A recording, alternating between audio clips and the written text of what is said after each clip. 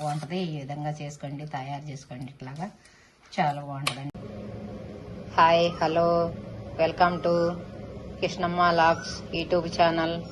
ఈరోజు మనం టమాటాలు, కోడిగుడ్డుని ఆమ్లెట్ వేసి టమాటాలతో కూర చేయబోతున్నాను. చాలా చాలా రుచికరమైన కూర ఇది, చాలా బాగుంటుంది. మా వారు ఎప్పుడు ఈ కూర చేసుకుని తింటారో నన్ను ఊరికి పంపించి. ఇప్పుడు ఆ కూర మీకు చూపిస్తున్నాను నేను. చాలా అద్భుతంగా ఉండదండి. ఇప్పుడు ఎగ్స్ ఆమ్లెట్ వేసుకోవాలి. ముందుగా మనం ఆమ్లెట్ వేసుకుందాం. చింతపండు కొంచెం అండి, ఒక్క రవ్వే నేను తీసుకున్నాను. కొంచెం జాలి ఎక్కువ, అసలు టమాటా ఉంటుంది కాబట్టి ఇది కడిగి నానబెట్టేసుకుందాం మనం. ఓకే అండి, ఇప్పుడు స్టవ్ వెలిగించుకుందాము. స్టవ్ వెలిగించుకొని కళాయి పెట్టేసుకున్నాను. ఇప్పుడు కొంచెం ఆయిల్ వేసుకుందామండి దీంట్లో.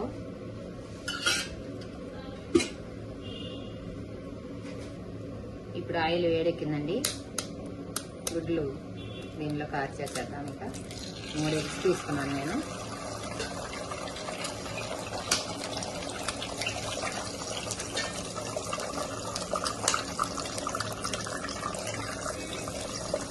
అంతే ఉండాలండి. ఇది మనం ఎన్నైనా వేసుకోవచ్చు. అలా ఉంచేసి సిమ్లో కొంచెం మగనియండి. మనం కదపకూడదు. దాన్ని కదపకుండా సిమ్లో పెట్టి కదపకుండా సిమ్లో పెట్టేసి అలా కొంచెంసేపు మగ్గనిద్దాము. మూత పెట్టేసుకుందాం.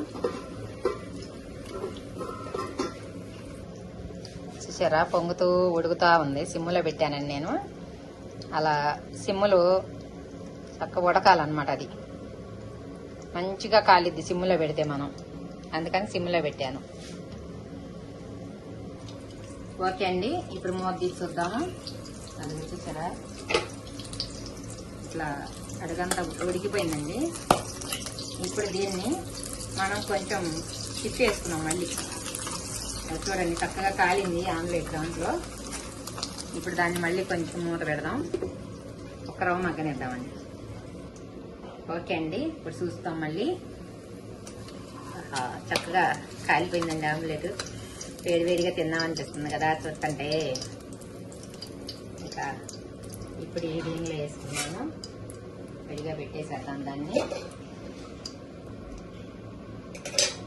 ఇప్పుడు దానిలో కొంచెం ఆయిల్ ఉందండి. కొద్దిగా ఎక్కువే వేసే కదా అది చాలని. కొంచెం ఆయిల్ వేసుకుందాం ఇంకా మళ్ళీ దీనిలో.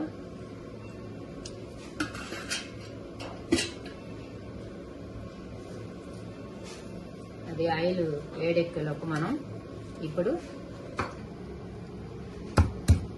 2 చిన్నెల్లిపాయ రెబ్బలు పచ్చిగా నలిగేసేద్దామండి. నేను నలిగిద్దాం. ఓకే, సరిపోద్దండి. ఇప్పుడు ఆయిల్ వేడెక్కిందిగా కొంచెం జీలకర్ర వేసుకున్నాము. 4 ఆవగింజలు. చాలండి, నెయ్యి ఒకటి దానిలో. ఇప్పుడు ఈ పచ్చగా దంచుకున్నాం కదా, చిన్నెల్లిపాయ రెబ్బలు వేసేద్దాము దానిలో.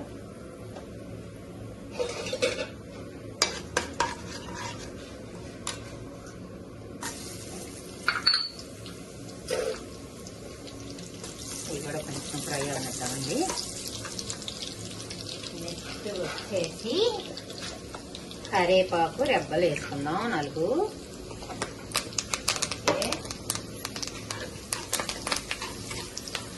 ఇప్పుడు కరివేపాకు రెబ్బలు వేసేసాను.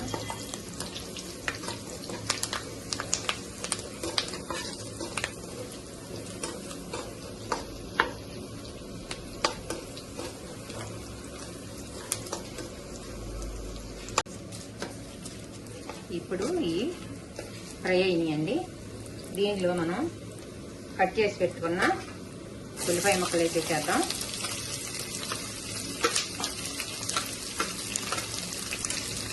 నెక్స్ట్ వచ్చేసి పచ్చిమిర్చి. ఈ 2 కూడా ఫ్రై చేసుకున్నాను. ఈ కూర బాగా వండుతాడండి మా వారు. కూర అంటే చాలా ఇష్టం అన్నమాట. సరదాక వండుకొని తింటా ఉంటారు. నేనంటే వండర్లేండి, నేను లేనప్పుడు వండుకుంటాను ఈ కూరని ఎక్కువగా ఇష్టంగా. అమ్మ వాళ్ళ ఇంటికి వెళ్ళిపోతా కదా, అలాంటప్పుడు ఈ కూరలు వండేసుకుని తినేసేస్తారనమాట.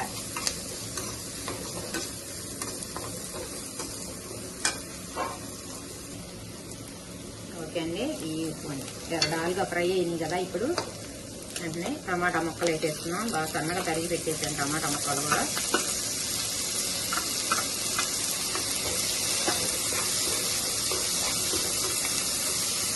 కొంచెం కలిసారు అనమాట.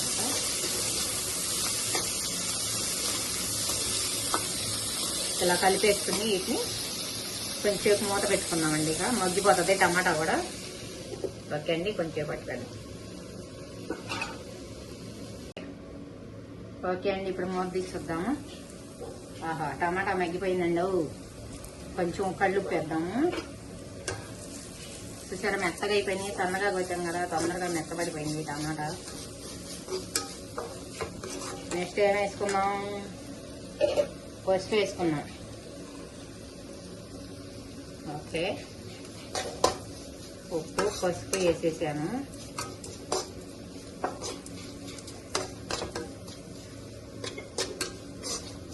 కొంచెం కారం కూడా వేసేద్దామండి.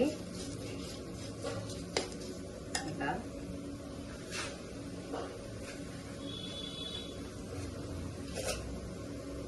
కారం కొంచెం వేస్తున్నానండి. పచ్చిమిర్చి వేసే కదా, మిరగాయలు చాలా మంటగా ఉండి పచ్చిమిరకాయలు కొంచెం వేస్తున్నాను. కారం చిన్న స్పూన్తో 2 స్పూన్లు వేసే చాలు.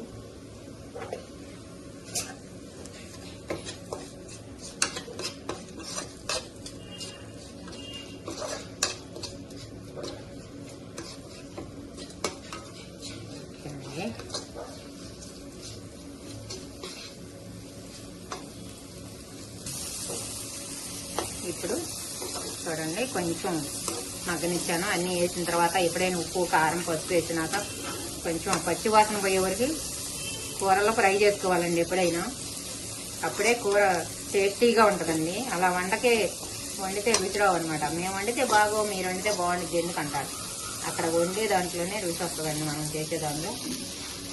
ఇప్పుడు ఇందాక చిన్న నిమ్మకాయ అంత చింతపండు తీసుకున్నా కదా, అది పోసేస్తున్నా దీంట్లో పులుసు. ఇంకా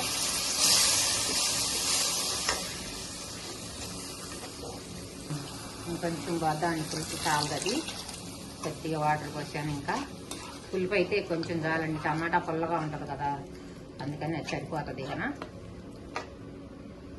ఇప్పుడు మూత పెట్టుకుందామండి, ఇంక ఉడకనిద్దాం దాన్ని.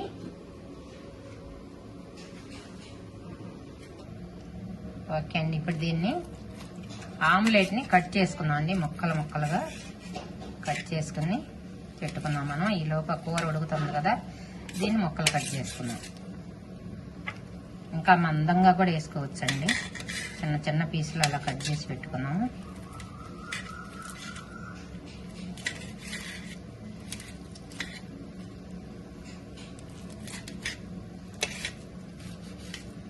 దీంట్లో అయితే నేను ఏమి వేయలేదండి, ఉప్పు కానీ కారం కానీ ఏమి వేయలేదు. కూరలో వేసుకుంటాం కాబట్టి సరిపోద్ది అనమాట. కూరలో వేసుకుంటాం కదా, ఇంకా ఉప్పు కారం దీనికి పట్టేసిద్ది బాగా. అందుకని ఉప్పు కారం లేకుండా వట్టిదే వేసుకోవాలండి ఆమ్లెట్. ఓకే, ముక్కలు కట్ అయినాయిగా అలా పెట్టుకున్నాం. కూర పొడికి కొంచెం దగ్గర పడేటప్పుడు ఇది వేయాలండి. ఇక ఓకే అండి, ఇప్పుడు చూద్దాము. అది అలా కొంచెం దగ్గర పడింది కదా, చూడండి. ఇలా దగ్గర పడి ఉడికిన తర్వాత ఇప్పుడు కట్ చేసి పెట్టుకున్న ముక్కలన్నీ దీనిలో వేసేద్దాం. ఇప్పుడు ఒకసారి కలిపెడదాం మళ్ళీ.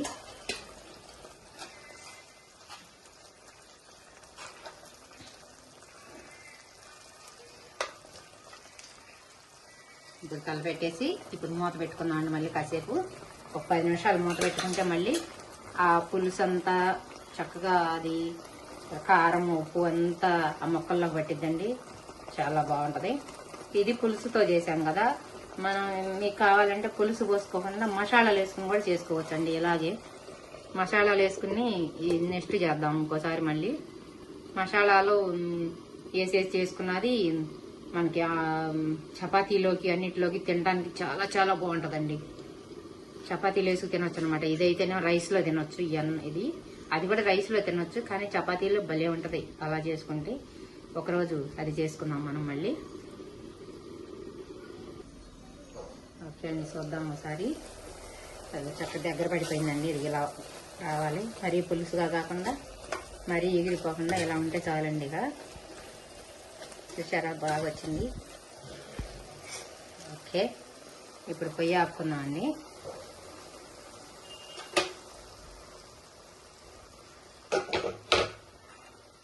దీన్ని గిన్నెలోకి తీసుకుందాం మనం ఇప్పుడు. చాలా బాగుంటుందండి ఆమ్లెట్ తగులుతూ చక్కగా అన్నంలో తింటుంటే భలే టేస్టీగా ఉంటుందిలేండి.